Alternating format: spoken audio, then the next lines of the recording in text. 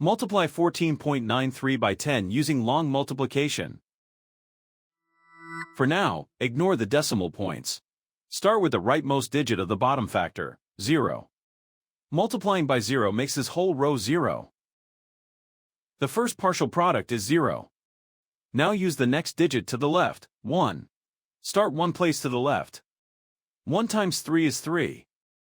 1 times 9 is 9. 1 times 4 is 4. 1 times 1 is 1. The second partial product is 14,930. Now add the partial products, working from right to left. In the ones column, 0 plus 0 is 0. In the tens column, 0 plus 3 is 3. In the hundreds column, 0 plus 9 is 9. In the thousands column, 0 plus 4 is 4.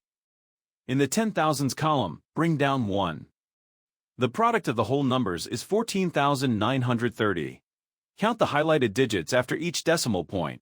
The factors have 2 decimal places altogether, so the product needs 2 decimal places.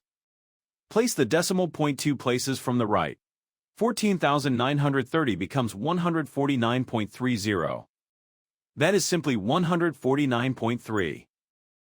So 14.93 times 10 is 149.3.